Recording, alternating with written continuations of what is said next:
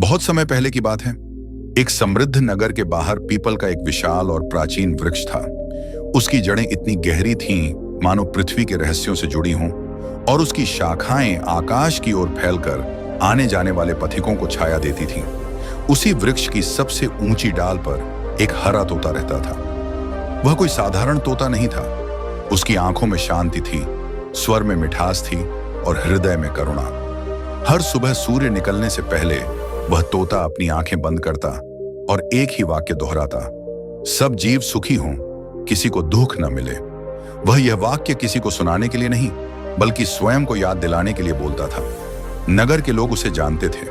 कई बार जब कोई दुखी मनुष्य उस पेड़ के नीचे बैठता, तोते की वही आवाज उसके कानों में पड़ती और उसका मन हल्का हो जाता।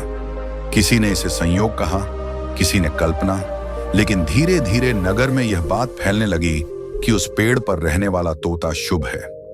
एक वर्ष अचानक नगर में महामारी फैल गई। लोग बीमार पड़ने लगे। घरों में शोक का वातावरण था। डर इतना बढ़ गया कि पड़ोसी से मिलने से कतराने लगे। वैद्य असहाय थे और प्रार्थनाएं निरंतर की जा रही थीं। उसी समय यमलोक में भी हलचल थी।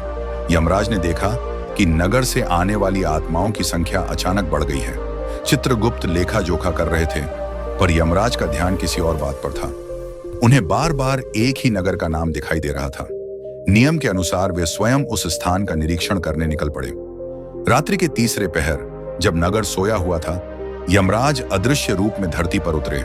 वे गलियों से गुजरे, घरों के भीतर झांका और लोगों के भय को महसूस किया। तभी उनकी दृष्टि नगर के बाहर स्थित उस पीपल के वृक्ष पर पड़ी। वृक्ष के नीचे अजीब सी शांति थी। ऊपर डाल पर वही हरा तोता बैठा था। रात्रि की नीरवता में भी वह तोता वही वाक्य दोहरा रहा था, सब जीव सुखी हों, किसी को दुख न मिले। यमराज ठिठक गए। उन्होंने असंख्य आत्माएं देखी थीं, पर किसी जीव को मृत्यु के इतने समीप रहते हुए भी दूसरों के सुख की कामना करते पहली बार देखा था। यमराज ने तोते से पूछा, तू जानता है कि इस नगर में मृत्यु का नृत्य चल रहा है? तोते ने सिर झुकाया और बोला, हाँ, फिर भी तू अपने लिए जीवन की कामना नहीं करता? तोता मुस्कुराया, जीवन मेरा हो या किसी और का, मूल्य एक जैसा है। यमराज मौन हो गए। उन्होंने नियमों के अनुसार उस तोते की आयु देखी। आयु समाप्त होने में अभी समय था, पर नगर का सामूहिक भय उसके वातावरण को प्रभावित कर रहा था। यमराज ने आगे बढ़ते हुए नगर छोड़ दिया, लेकिन उनके मन में पहली बार कोई प्रश्न उठा था, क्या केवल कर्म ही अंतिम सत्य है या करुणा भी कोई भूमिका निभाती है? अगले दिन से नगर में एक विचित्र परिवर्तन दिखने लगा। जो लोग पेड़ के नीचे बैठते, वे थोड़ा कम भयभीत महसूस करते। बीमारों के चेहरे पर क्षणिक शांति दिखती। किसी ने कहा, शायद यह उस तोते की आवाज का असर है। यमराज यह सब ऊपर से देख रहे थे। हर रात वह तोता वही प्रार्थना दोहराता रहा। उसने कभी बीमारी से मुक्ति नहीं मांगी, कभी अपनी रक्षा नहीं चाही। उसकी कामना केवल एक थी, सभी जीवों का कल्याण। और यही वह बिंदु था जहां यमराज का हृदय पहली बार नियम और संवेदना के बीच ठहर गया। यमराज उस रात यमलोक लौट तो आए, पर उनका मन शांत नहीं था। चित्रगुप्त ने जब अगली सुबह लेखा प्रस्तुत किया, तो यमराज की दृष्टि बार बार उसी नगर की ओर चली जाती। नियम स्पष्ट थे, जिसकी आयु पूर्ण उसे जाना ही होगा।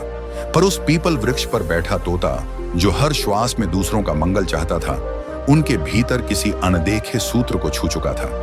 यमराज ने चित्रगुप्त से पूछा, क्या कभी ऐसा हुआ है कि किसी जीव की भावना ने अनेक आत्माओं के संस्कार बदल दिए हों? चित्रगुप्त ने उत्तर दिया, महाराज, कर्म का लेखा तो व्यक्तिगत होता है, पर भावनाएं वातावरण को अवश्य प्रभावित करती हैं। यमराज ने कुछ नहीं कहा, पर उसी क्षण उन्होंने निर्णय लिया कि वे पुनः धरती पर जाएंगे। इस बार केवल निरीक्षण के लिए नहीं, बल्कि समझने के लिए। अगली रात वे फिर उसी पीपल वृक्ष के पास पहुंचे। तोता वहीं था, थका हुआ पर शांत।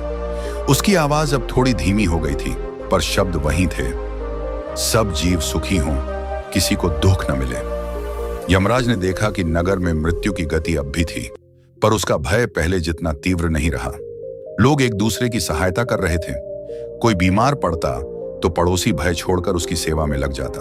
कोई कहता, डर से क्या होगा, जो समय है उसे अच्छे से जी।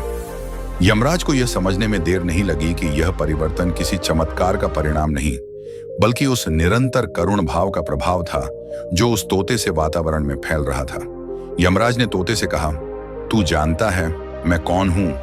तोते ने आंखें खोली, बिना भय के बोला, आप मृत्यु के स्वामी हैं। फिर भी तू नहीं डरता? तोता मुस्कुराया, डर तब होता है जब मन में कुछ अधूरा हो। मैंने तो हर दिन यही चाहा है कि किसी को दुख न मिले। यमराज ने पूछा, यदि तेरी मृत्यु का समय आए तो क्या तू कुछ मांगेगा? तोता कुछ क्षण मौन रहा, फिर बोला, अगर मांगने का अधिकार मिले तो बस यही, मेरी जगह किसी और को जीवन मिल जाए। यह उत्तर सुनकर यमराज की दृष्टि स्थिर हो गई। उन्होंने अनगिनत आत्माओं को देखा था जो अंतिम क्षणों में जीवन की भीख मांगती थी, पर यह पहला जीव था जो अपने हिस्से का जीवन भी दूसरों को देना चाहता था। उसी क्षण नगर में एक बालक की आत्मा यमलोक की ओर बढ़ रही थी। यमराज ने उसका लेखा देखा, आयु शेष थी, पर भय और निराशा ने उसके प्राण कमजोर कर दिए थे। यमराज ने ठहर कर सोचा, नियम के अनुसार मृत्यु अवश्यम भावी है, पर नियम यह भी कहते हैं कि कर्म के साथ साथ भाव और संस्कार भी आत्मा की दिशा तय करते हैं। यमराज ने एक निर्णय लिया। उन्होंने उस बालक की आत्मा को लौटने दिया और उसी क्षण नगर में पहली बार किसी बीमार ने आंखें खोली। तोते ने कुछ महसूस किया, उसकी आवाज रुक गई। उसने आकाश की ओर देखा और धीरे से बोला, धन्यवाद। यमराज समझ गए कि करुणा केवल देने से नहीं, स्वीकार करने से भी पूर्ण होती है। अगले कुछ दिनों में महामारी की तीव्रता कम होने लगी। लोग इसे औषधियों का प्रभाव कहने लगे, कोई ईश्वर की कृपा कहता, पर यमराज जानते थे यह परिवर्तन भय से करुणा की ओर बढ़ने का परिणाम था। एक रात जब चंद्रमा पूर्ण था, तोता अत्यंत शांत बैठा था। उसकी सांसें धीमी थीं।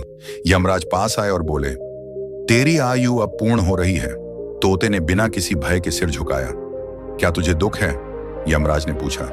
तोते ने उत्तर दिया, नहीं, अगर मेरे रहने से किसी को क्षण भर भी शांति मिली हो तो वही पर्याप्त है। यमराज ने उस आत्मा को अपने हाथों में लिया, पर इस बार उनका स्पर्श कठोर नहीं था, वह सम्मान से भरा था।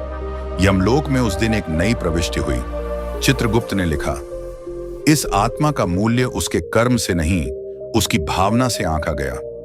यमराज ने उस आत्मा को एक विशेष स्थान दिया, जहां वे आत्माएं रहती हैं जिनका जीवन दूसरों के लिए प्रेरणा बन जाता है। धरती पर पीपल का वृक्ष आज भी खड़ा है। तोता वहां नहीं है, पर उसकी आवाज अब भी लोगों के भीतर गूंजती है। जब भी कोई भय के बीच करुणा चुनता है, जब भी कोई अपने दुख से पहले दूसरों के सुख की कामना करता है, तो समझ लेना उस तोते की प्रार्थना आज भी जीवित है। और यमराज आज भी नियमों के स्वामी हैं, पर उस दिन के बाद वे यह भली भांति जान गए कि मृत्यु का अंतिम अर्थ अंत नहीं, बल्कि चेतना का अगला चरण है, जहां करुणा कर्म से भी ऊंचा स्थान रखती है। ऐसी ही रोचक और भक्तिमय कहानियां आगे सुनने के लिए मेरे चैनल को सब्सक्राइब जरूर करें।